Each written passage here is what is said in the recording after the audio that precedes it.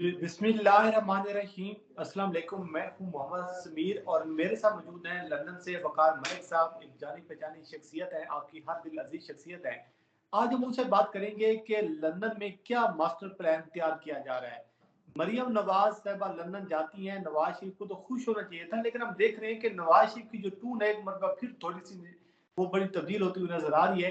और उसके साथ साथ जो एक अब जो फाइनल कॉल जो इमरान खान साहब देने जा रहे हैं और साथ साथ जो एक लड़ाई है वो भी एक हतमी मरहल में दाखिल हो गई है। तो ये क्या होने जा रहा है, नवंबर भी करीब आ रहा है और इसके साथ साथ जो मामलात हैं बड़ी एक हसास जो नवीयत जो है वो इख्तियार करती हुई नजर आ रही है। इमरान खान साहब को अब सुप्रीम कोर्ट ऑफ पाकिस्तान से उम्मीदें हैं। तो बहुत सारी चीजें हैं। वकार मलिक साहब, सबसे पहले तो बहुत बहुत शुक्रिया आपके वक्त देने का सर। आपका भी शुक्रिया जमीर, आप कहते हैं आने का प्रोग्राम में। वकार भाई बताइएगा, लंदन में आप मौजूद हैं, क्या मास्टर प्लान तैयार हो रहा है? नवाज शरीफ का एकदम हम देख रहे हैं कि जवेद लतीफ मंजर यहाँ पर आ जाता है, इदारों को डेडलाइन दी जा रही है। नवाज शरीफ जो मरियम नवाज जो लंदन पहुंची हैं उनको तो खुश होना चाहिए, वो उल्टा अब अपने 5 साल जिंदगी का वो हिसाब मांग रहे हैं। तो मुझे ये समझ नहीं आ रही वो किस हिसाब मांग रहे हैं। उस वक्त तो इमरान खान की हुकूमत नहीं थी जब इमरान इनको जेल में डाला गया था। देखिए, ये बड़ी अनफॉर्चुनेट बात है। सबसे पहले यही पॉइंट जो है ना मुझे भी परेशान करता है कि हमारे सिपह सलार की तकरीर डिस्कस होनी नहीं चाहिए पब्लिक में। सही बात लेकिन ये इतनी बदकिस्मती है कि इसकी डिस्कशन ही पीडीएम जमातों से शुरू हुई थी। खुरम दस्तगीर साहब ने एक बयान दे दिया था कि देखिए जी, इमरान खान अपनी मर्जी की तकर्री करके और हमें लपेटने लगे थे वो। और ये सारी कंट्रोवर्सी वहां से शुरू हुई है। हम फॉलो बिल्कुल। करते हैं सारे इमरान खान की पॉलिटिक्स को। मैंने उनका कभी बयान नहीं सुना जब वो वज़ीर आज़म थे कि मैं कोई अपनी तकर्री करना चाहता हूं या मैं किसी खास बंदे को मेरा कोई फेवरेट है। बल्कि अगर आप लॉजिक देखें, इमरान खान जिनको डीजी आईएसआई रखना चाहते थे, अगर उन्हें रख लेते तो वो 1 साल तक कोर कमांडर ना बनते। अगर वो कोर कमांडर साल तक ना बनते तो वो तो वैसे भी सिपह सलार नहीं बन सकते थे। तो ये इतना अनफॉर्चुनेट है, इतनी बदकिस्मती है कि पहले पीडीएम जमातें खुद कहती हैं कि हमने तकर्री रोकने के लिए पहले हुकूमत गिराई, अब हम अपनी मर्जी की तकर्री करने के लिए हम इमरान खान को नहीं आने देंगे, इलेक्शन नहीं होने देंगे। यानी इसको इतना कंट्रोवर्शियल बना दिया है। ये बहुत अनफॉर्चुनेट है। पहले तो ये, अब नवाज शरीफ साहब की एक हिस्ट्री हमें देखना पड़ेगा। ये जियाउद्दीन भट्ट साहब का क्या मामला हुआ था और उसके बाद मार्शल लॉ लग गया था। उससे पहले जहांगीर करामत साहब के साथ क्या हुआ था, आप देख सकते हैं कि यानी एटमी धमाके होते हैं। जाहिर है जहांगीर करामत जो थे आर्मी चीफ, उन्होंने स्टैंड लिया तो एटमी धमाके हुए थे ना, वरना सिविलियन कहां इतना स्टैंड ले सकते थे उस जमाने में कि अमेरिका कह रहा है कि नहीं करने और तुमने कर लिए। उन्हें सजा दी गई तो नवाज शरीफ के उनके साथ भी टक्कर हो गई और वो चले गए और नवाज शरीफ वहीं बदस्तूर बैठे हुए थे। तो एक अनफॉर्चुनेट हिस्ट्री है जिसमें नवाज शरीफ की आजाद और तगड़े खड़े होने वाले लोगों से नहीं बनती। और आर्मी चीफ जाहिर है कि इदारे का चीफ होता है और उसका होराइजन इतना बड़ा हो जाता है कि वो मुल्क के बारे में देखता और सोचता है। अब मसला नवाज शरीफ का और लंदन में मसला यह है कि नवाज शरीफ चाहते हैं कि मैं सारे पीडीएम को बाईपास करके, जिसमें जरदारी साहब की अगर कोई ख्वाहिश है, किसी और की कोई ख्वाहिश है, शहबाज शरीफ तो वैसे ही बस जो उधर से आएगा ऑर्डर वो मानने के लिए तैयार हैं। नवाज शरीफ चाहते हैं कि जैसे पहले मेरी मर्जी चलती थी और 5 तकर्रियां मैं कर चुका हूं, 6वीं भी मेरी मर्जी से हो। अब ये अनफॉर्चुनेट सिचुएशन है। और ये सारा जो भी मसला है, जो जावेद लतीफ भी बोले हैं, दो चीजें हैं। एक, नवाज शरीफ रेस में अकेले दौड़ना चाहते हैं। वो आपने मूवी देखी होगी जिसमें एक दिखाते हैं बादशाह है किसी मुल्क का, वो जो उसके साथ भाग लेते हैं सबको गोली मार के अकेला रेस लड़के जीत लेता है।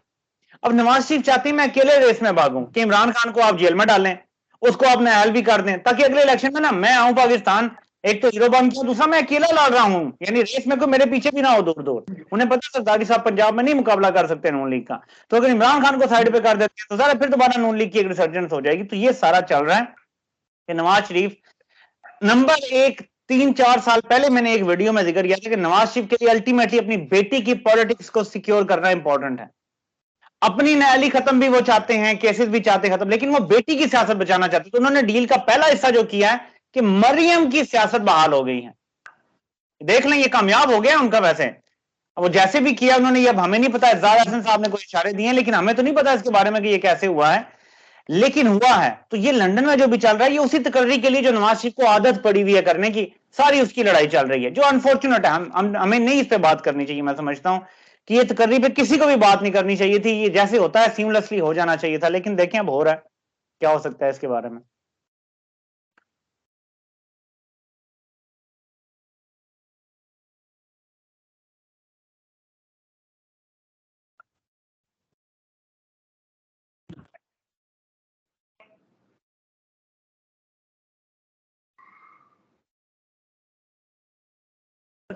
वकार में एक और आपसे मैंने बात, आवाज आ रही है वकार साहब?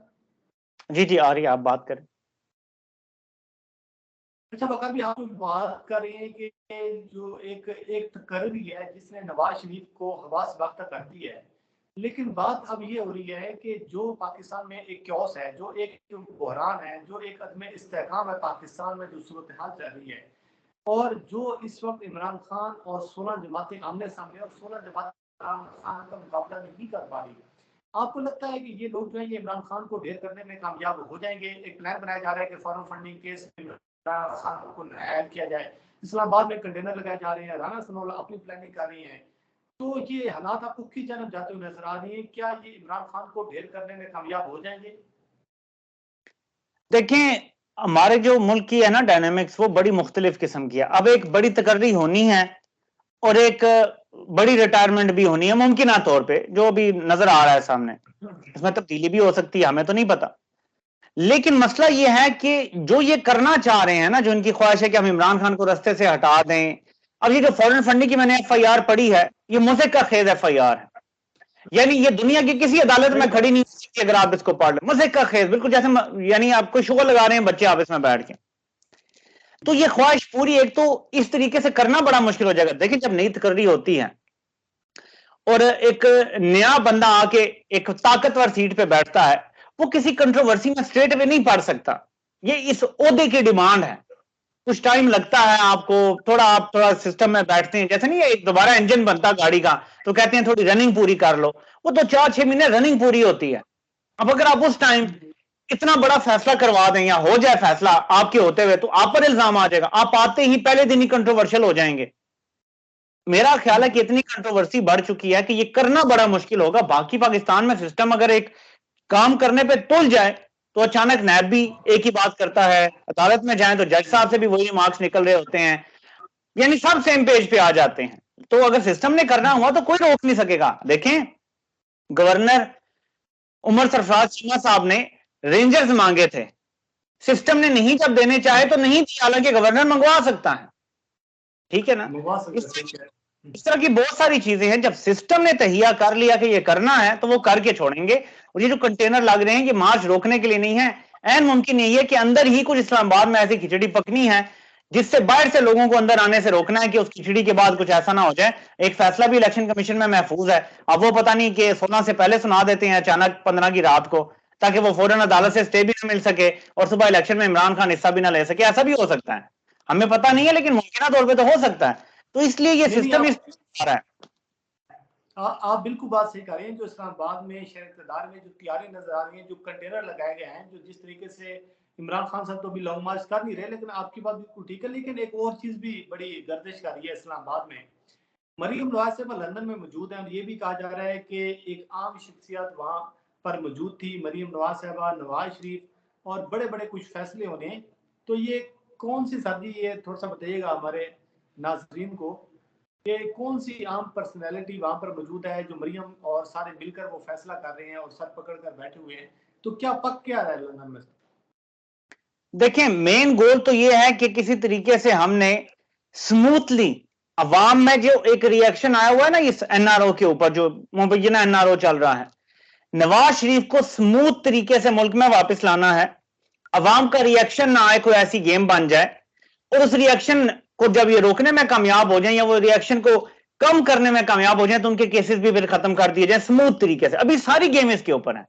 यानी एक अनोखा लाडला है, वो खेलन को चांद मांग रहा है, तो वो चांद उसको दिलाना ही दिलाना है। मतलब तहिया कर लिया है कि जो मियां साहब ने कहा हमने वो पूरा करना है, उसके लिए मुल्क को जितना मर्जी नुकसान हो जाए। और ये बात मैं बिल्कुल, इस बात पे मैं 100% यकीन करता हूं कि मियां साहब एक ऐसे लाडले हैं कि उन्होंने जो चीज मांगी है वो देनी ही देनी है उनको। तो सारा कुछ इस पे है। मसला क्या है? अवाम जाग गए हैं, अवाम की आंखों का ऑपरेशन हो गया है।